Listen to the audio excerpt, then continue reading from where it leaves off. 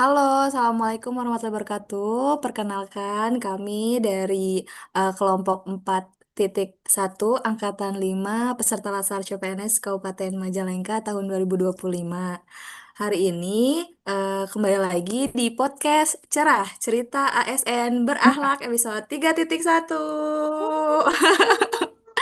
Hari ini kita akan ngobrol-ngobrol nih tentang bagaimana smart governance dijalankan di sektor kesehatan, khususnya di RSUD Majalengka dan Puskesmas Sukamulya.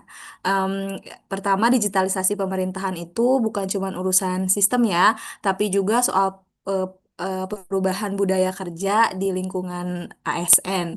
Dan juga di bidang kesehatan ini pasti perubahannya akan benar-benar terasa. Nah, hari ini bersama saya eh, sudah hadir nih tiga narasumber luar biasa, yaitu Teh Titim, halo Teh, Halo Teh. lalu dari RSUD Majalengka, lalu yang kedua Teh Selena dari RSUD Majalengka juga, halo Teh, dan yang terakhir ada Amuflih, dokter gigi nih dari Puskesmas Sukamulya, halo A. Halo sahabat Apa podcast kabar nih semuanya cerah. hari ini? Alhamdulillah luar biasa. Alhamdulillah.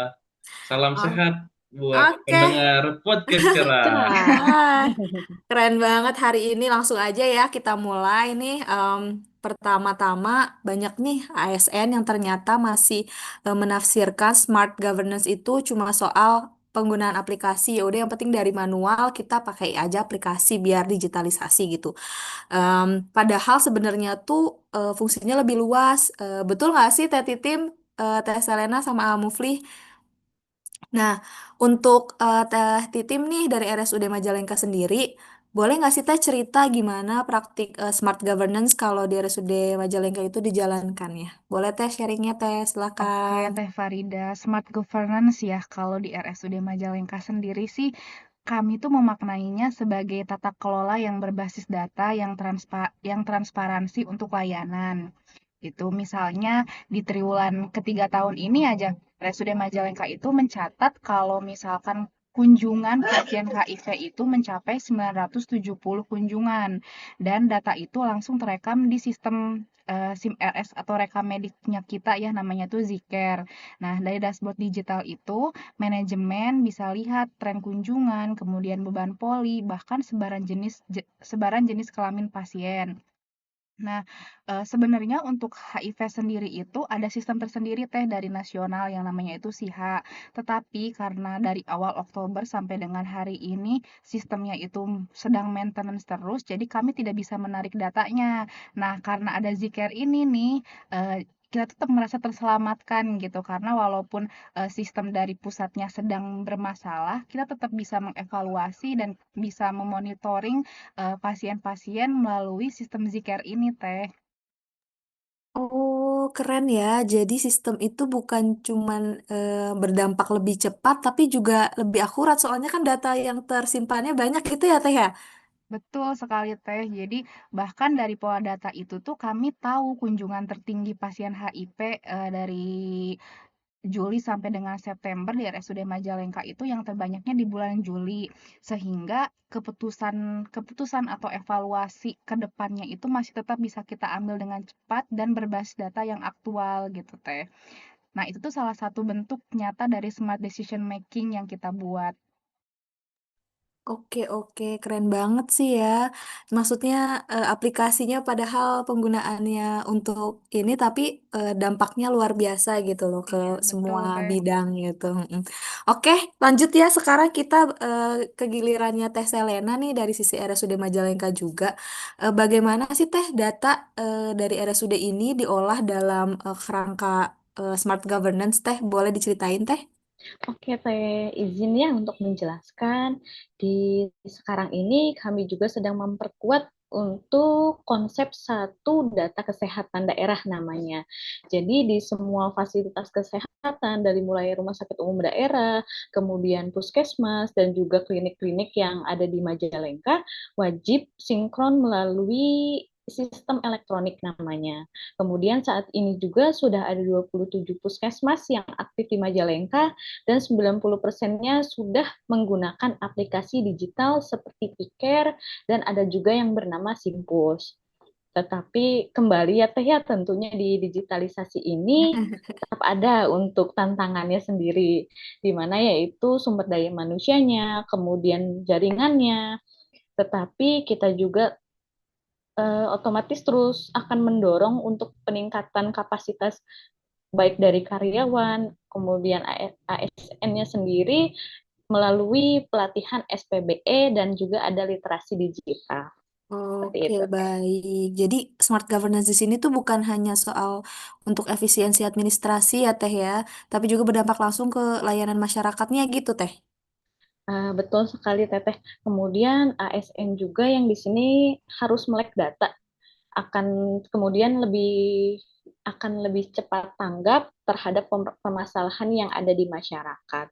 Tentu saja diharapkan pelayanannya akan semakin baik, pelayanannya akan berorientasi lebih baik lagi demi kepuasan masyarakat. Tentu saja pelayanan prima yang harus diutamakan. Ya, betul banget sih ya, Teh. Apalagi kan Teteh. sekarang dituntut untuk serba cepat ya, Teh ya. Hmm, oke, Teh. Terima kasih. Sekarang nih kegilirannya Al-Muflih nih ya, dari lapangan yaitu di Puskesmas yang mungkin banyak orang menganggap paling banyak tantangannya karena ya Puskesmasnya otomatis SDM-nya kan terbatas ya, ya. Koneksinya juga sering lambat karena kan kita tahu Puskesmas nggak cuma di kota ya, ada di terpencil-pencil desa gitu ya. Tapi justru malah saya dengar Puskesmas Sukamulia justru punya inovasi digital ya sekarang. Boleh nggak sih diceritain sedikit inovasinya tuh apa? Oke, baik, Teteh. Aduh, kalau disebut paling ini sih, aduh itu dilebih-lebihkan kayaknya. Ya, sebenarnya saya belajar, bukan saya sih, bukan saya saja, kami gitu dari Puskesmas Sukamulya gitu, belajar dari kondisi itu. Dan justru itu tuh harus diadaptasikan. Kami di sini memakai sistem sederhana sebenarnya, seperti pendaftaran via online, di mana masyarakat di sini tuh bisa daftar lewat aplikasi online Mobile JKN yang memang sudah terintegrasi dengan Epus, di puskesmas kami dan hasilnya, pendaftaran langsung dapat terekam otomatis ke Epus sehingga waktu pelayanan yang didapat masyarakat tuh dapat menjadi lebih cepat dan tanpa harus menunggu, registrasi lagi di tempat pendaftaran atau di loket ya. Sekarang, untuk rata-rata waktu tunggu pasien tuh turun sekitar 50% atau misalnya dari 45 menit menjadi sekitar 25 menit. Itu dampak langsung dari digitalisasi yang efisien. Ya seperti itu. Oh, oke oke luar biasa ya. Maksudnya aplikasinya mah sederhana tapi dampaknya lumayan ya langsung turun 50% gitu loh. Jadi transformasi digital itu maksudnya nggak harus mahal gitu, yang penting bermanfaat dan bisa dijalankan ASN dengan mudah di lapangan ya kan gitu. Iya, iya maaf Teteh, betul sekali. Ya, smart government ini tuh bukan soal teknologi tinggi sih Teh kalau menurut saya, tapi soal bagaimana mindset adaptif di mana kita sebagai ASN tuh harus siap belajar, berkolaborasi, dan juga ya harus transparansi intinya ya, Iya, betul gitu banget sih, Teteh. Terima kasih ya, ya penjelasannya. Nah, kalau Iya, kita bisa simpulin sih dari pembahasan kita dari ketiga narasumber ini, smart governance ini kan ada juga sih gitu berjalan selaras dengan nilai-nilai core value ASN berakhlak gitu ya. Mungkin bisa saya simpulkan ada dari berorientasi pelayanan di mana yang tadi di-share juga lewat digitalisasi untuk sistem pencatatan pasien, lalu akuntabel dalam pencatatan data kesehatan pasien juga dari segi nilai kompeten dan adaptif mungkin menghadapi perubahan digital yaitu siap beradaptasi ya. Lalu untuk kolaborasinya antara RSUD dan Puskesmas karena kan tidak bisa terpisahkan ya dua fasilitas kesehatan ini. Mungkin bolehlah sedikit satu kalimat penutup nih dari masing-masing narasumber kita yang keren-keren ini. Apa sih kunci smart governance bagi ASN kesehatan? Bolehlah satu kalimat masing-masing. Boleh dimulai dulu dari Teh Titim, Teh. Oke, baik. Kalau dari saya, kata-kata penutupnya yaitu data itu harus jadi dasar dari setiap keputusan. Untuk ASN, harus paham cara membaca dan juga memanfaatkannya. Ih, keren banget teh kata-katanya teh. Lanjutlah kata Selena, kata-kata hari ini teh boleh lah teh. Kata-kata hari ini, bangun budaya kolaborasi digital tanpa sinergi akan nihil hasilnya. Ih, betul banget. Nggak bisa kita belajar sendiri-sendiri ya. Tetap harus kerjasama satu sama lain antar em, apa namanya fasilitas kesehatan. Oleh nextnya, kamu Nah, Flik apa nih kata-katanya? aduh, Sepil kalau dong dari ah. saya mulai dari hal kecil, tapi eh tapi konsisten ya, teman-teman. Setiap inovasi sederhana pasti bisa berubah menjadi perubahan yang besar. Ih, mantep banget kata-kata hari ini. Mungkin sekian ya Terima kasih Teteh atas sharing-sharingnya hari ini. Keren-keren semua. Terima kasih Makasih buat Teh juga Titin, Teh. Terima Teh kasih Teh Selena, Karina udah ngundangin Amufli. Terima kita semua kasih di sini. semuanya. Iya, semoga obrolan hari ini bisa menginspirasi ASN maupun semua kalangan di seluruh Indonesia untuk terus membangun tata kelola kesehatan yang smart, beretika, dan berakhlak. Sekian untuk podcast hari ini. Semoga bisa ketemu di podcast cerah selanjutnya. Waalaikumsalam. Assalamualaikum. Terima kasih Nah, semuanya. assalamualaikum juga teman-teman. Bye.